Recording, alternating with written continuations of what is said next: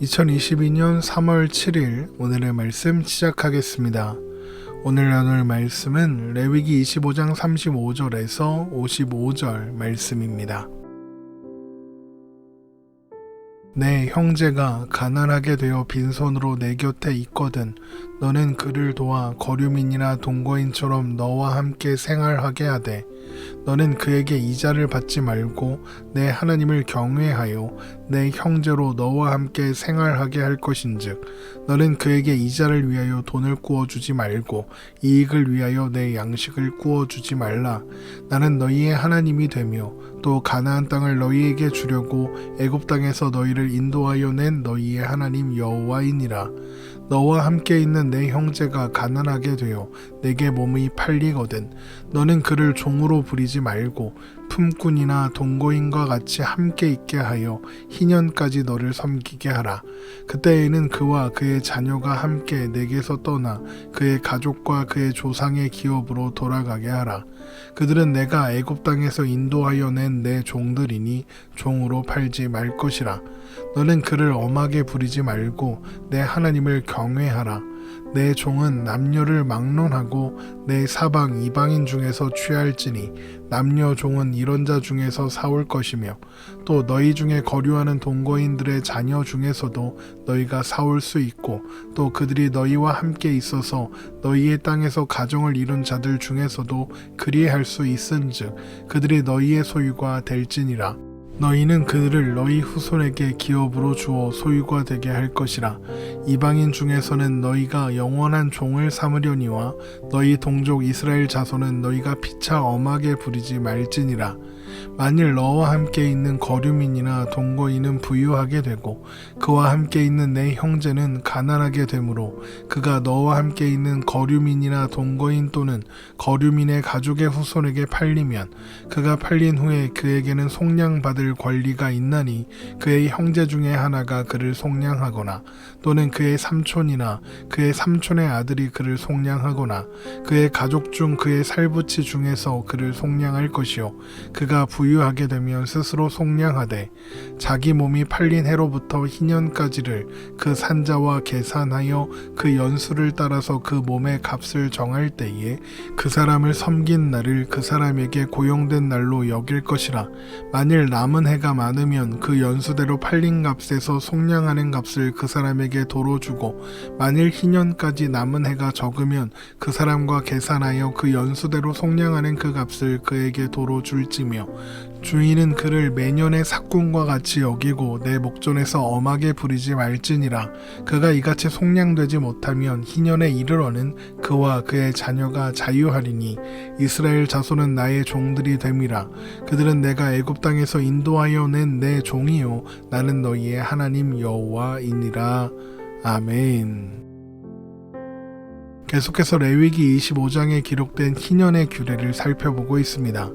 오늘 본문은 이스라엘 백성이 가난하여 종이 되는 것을 방지하고 또한 불가피하게 종이 될 수밖에 없었던 자의 회복을 위해서 이스라엘 백성들이 해야 할 일에 대한 규례입니다. 먼저 이스라엘 백성들은 동족이 가난하게 되어 빈손으로 있게 되면 그가 살 수 있도록 도와야 하며 또한 그가 돈을 꾸고자 하면 이자를 받지 않고 빌려주어야 하고 그가 양식을 꾸고자 하면 이익을 남길 생각을 하지 말고 빌려주어야 합니다. 레위기 25장 35절에서 37절입니다.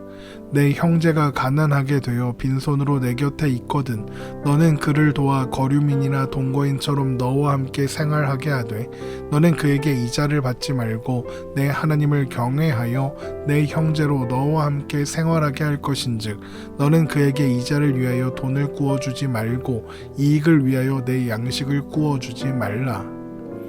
하나님은 그렇게 이스라엘 백성들이 가난한 자를 도와 거류민이나 동거인처럼 함께 생활하게 하는 것이 곧 하나님을 경외하는 것이라고 말씀하십니다.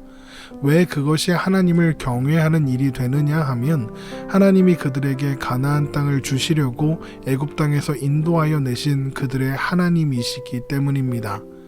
레위기 25장 38절입니다.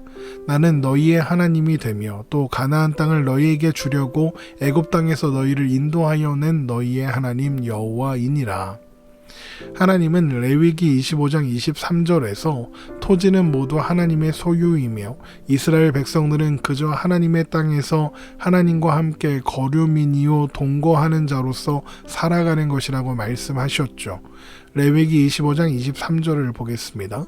토지를 영구히 팔지 말 것은 토지는 다 내 것임이니라. 너희는 거류민이요 동거하는 자로서 나와 함께 있느니라. 그러니까 가나안 땅은 하나님과 함께 사는 땅이라는 것입니다. 하나님께서 이스라엘 백성들을 하나님의 땅에서 하나님과 함께 하나님의 백성들이 거류민이요 동거하는 자로서 살게 하신 것처럼 이스라엘 백성들 또한 가난한 자가 그들과 함께 거류민이나 동거인처럼 살아갈 수 있도록 도와야 한다는 것입니다. 은혜를 받아 사는 존재이니 또한 은혜를 베푸는 자가 되라. 사랑받았으니 사랑하는 사람이 되어라. 이것이 바로 하나님의 마음인 것이죠. 그러나 가난한 자에 대한 여러 가지 배려를 하였음에도 불구하고 여전히 가난하여 몸을 팔 수밖에 없는 상황에 처한 이웃이 있다면 이스라엘 백성들은 그를 종으로 부리지 말고 대신 급여를 주고 고용한 품꾼이나 동거인처럼 대해야 합니다. 그러니까 가난하여 종이 될 수밖에 없었던 이웃에게 일을 시키더라도 소유물처럼 취급하지 말고 인격적으로 대우하고 존중하라, 이런 의미인 것이죠. 레위기 25장 39절에서 40절입니다. 너와 함께 있는 내 형제가 가난하게 되어 내게 몸이 팔리거든 너는 그를 종으로 부리지 말고 품꾼이나 동거인과 같이 함께 있게 하여 희년까지 너를 섬기게 하라. 또한 희년에는 종으로 팔렸던 이웃을 그의 가족과 그의 조상의 기업으로 돌려보내야 합니다. 레위기 25장 41절입니다. 그때에는 그와 그의 자녀가 함께 내게서 떠나 그의 가족과 그의 조상의 기업으로 돌아가게 하라. 비록 그가 가난하여 종이 되었다 해도 그를 종으로 대하거나 종으로 다시 팔지 말아야 하는 것은 그 사람 또한 하나님께서 애굽 땅에서 인도하여 내신 하나님의 사람이기 때문입니다. 레위기 25장 42절에서 43절입니다. 그들은 내가 애굽 땅에서 인도하여 낸 내 종들이니 종으로 팔지 말 것이라. 너는 그를 엄하게 부리지 말고 내 하나님을 경외하라. 그렇게 하는 것이 하나님을 경외하는 것입니다. 그것이 곧 하나님이 그들의 하나님이시라는 것을 인정하는 태도이며 고백이라는 것이죠. 왜 그렇습니까? 바로 그 사람, 가난하여 종이 될 수밖에 없었던 그 사람 또한 하나님의 종들, 하나님의 소유된 백성들이기 때문입니다. 하지만 만일 이스라엘 백성들이 항구적으로 데리고 있을 종이 필요하다면 이스라엘 주변 나라의 이방인들이나 이스라엘 중에 거류하는 이방인 중에서 취할 수 있습니다. 레위기 25장 44절에서 46절입니다. 내 종은 남녀를 막론하고 내 사방 이방인 중에서 취할지니 남녀 종은 이런 자 중에서 사올 것이며 또 너희 중에 거류하는 동거인들의 자녀 중에서도 너희가 사올 수 있고 또 그들이 너희와 함께 있어서 너희 땅에서 가정을 이룬 자들 중에서도 그리할 수 있은즉 그들이 너희의 소유가 될지니라. 너희는 그들을 너희 후손에게 기업으로 주어 소유가 되게 할 것이라. 이방인 중에서는 너희가 영원한 종을 삼으려니와 너희의 동족 이스라엘 자손은 너희가 피차 엄하게 부리지 말지니라. 그런데 만약에 반대로 가나안 땅에 살게 된 이방인이 부유하게 되고 이스라엘 백성이 가난하게 되어서 그에게 종으로 팔리게 된다면 그의 형제들과 친족들은 그를 속량해 주거나 또 속량해 줄 친족이 없었으나 자력으로 부유하게 되면 스스로 속량할 수 있습니다. 레위기 25장 47절에서 49절입니다. 만일 너와 함께 있는 거류민이나 동거인은 부유하게 되고 그와 함께 있는 내 형제는 가난하게 되므로 그가 너와 함께 있는 거류민이나 동거인 또는 거류민의 가족의 후손에게 팔리면 그가 팔린 후에 그에게는 속량받을 권리가 있나니 그의 형제 중 하나가 그를 속량하거나 또는 그의 삼촌이나 그의 삼촌의 아들이 그를 속량하거나 그의 가족 중 그의 살부치 중에서 그를 속량할 것이요 그가 부유하게 되면 스스로를 속량하되 이때 치러야 하는 대가는 희년까지의 남은 연수를 계산하여 정하게 됩니다. 레위기 25장 50절에서 52절입니다. 자기 몸이 팔린 해로부터 희년까지를 그 산자와 계산하여 그 연수를 따라서 그의 몸의 값을 정할 때에 그 사람을 섬긴 날을 그 사람에게 고용된 날로 여길 것이라. 만일 남은 해가 많으면 그 연수대로 팔린 값에서 속량하는 값을 그 사람에게 도로 주고, 만일 희년까지 남은 해가 적으면 그 사람과 계산하여 그 연수대로 속량하는 그 값을 그에게 도로 줄지며. 희년을 기준으로 속량하는 값이 정해진다는 것은 가나안 땅에 거주하는 이방인들도 그가 이방인이라 해도 희년의 법을 지켜야 한다, 준수해야 한다는 의미가 됩니다. 그래서 희년이 되면 이방인 주인들은 이스라엘 종을 풀어주어야 하는 것이죠. 왜냐하면 이스라엘 백성들은 하나님께서 애굽 땅에서 인도하여 낸 하나님의 종이기 때문입니다. 레위기 25장 54절에서 55절입니다. 그가 이같이 속량되지 못하면 희년에 이르러는 그와 그의 자녀가 자유하게 되리니 이스라엘 자손은 나의 종들이 됨이라. 그들은 내가 애굽 땅에서 인도하여 낸 내 종이요 나는 너희의 하나님 여호와이니라. 이스라엘 백성들이 하나님의 종이라는 것은 그들이 하나님의 소유다라는 의미입니다. 이스라엘 백성들은 하나님의 소유이므로 이방인은 물론이고 그 누구도 그들을 영원한 종으로 삼을 수 없는 겁니다. 또한 그렇기 때문에 이스라엘 백성을 종으로 삼은 이방인 주인은 그가 종이라고 해서 엄하게 부려서는 안 됩니다. 레위기 25장 53절입니다. 주인은 그를 매년의 삭군과 같이 여기고 내 목전에서 엄하게 부리지 말지리라. 그런데 여기에서 내 목전에서 라는 말은 이스라엘 백성의 눈앞에서 라는 의미입니다. 그러니까 이방인 주인이 이스라엘 사람 종을 엄하게 부리지는 않는지 동족인 이스라엘 백성들이 잘 살펴주어야 한다, 이런 의미가 되는 겁니다. 이렇게 희년은 해방과 회복의 해라는 것을 우리는 알 수 있습니다. 이는 출애굽이라는 과거의 구원의 사건이 현실에서 재현되는 그런 사건입니다. 그러니까 출애굽 구원의 사건의 현재화다라고 할 수 있는 것이죠. 이스라엘 백성들은 하나님께서 그들을 구원하셨다는 사실, 하나님이 그들의 하나님이시라는 사실을 항상 그렇게 기억하고 잊지 말아야 하는 것입니다. 그런데 이런 희년의 규례가 잘 지켜졌을까요?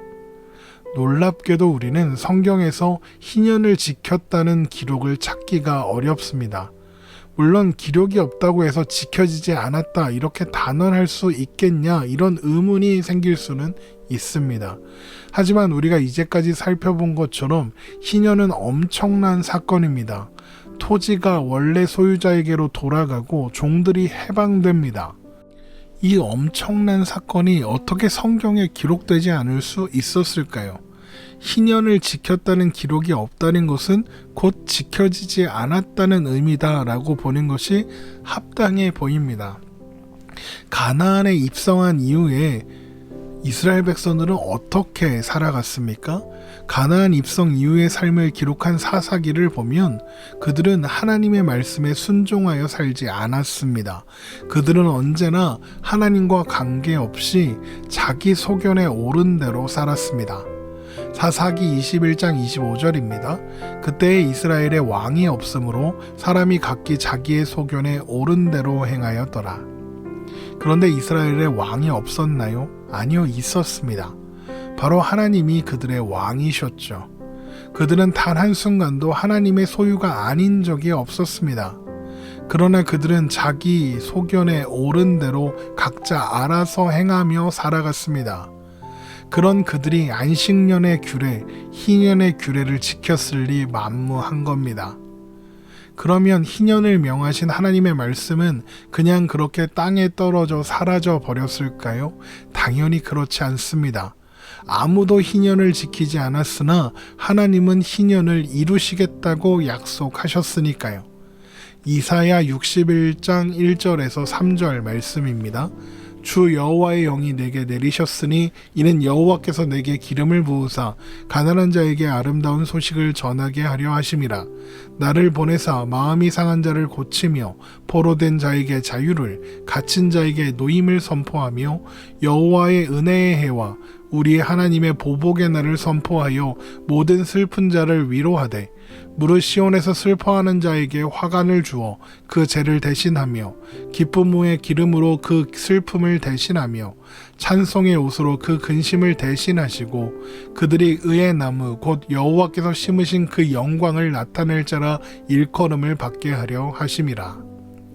하나님께서 기름 부으시고 하나님의 영이 임하신 분을 통하여 가난한 자, 마음이 상한 자, 포로된 자, 갇힌 자에게 자유가 선포될 것이다 라고 합니다.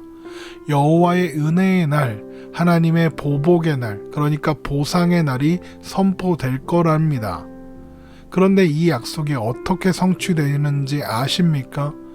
누가복음 4장 16절에서 21절 말씀입니다.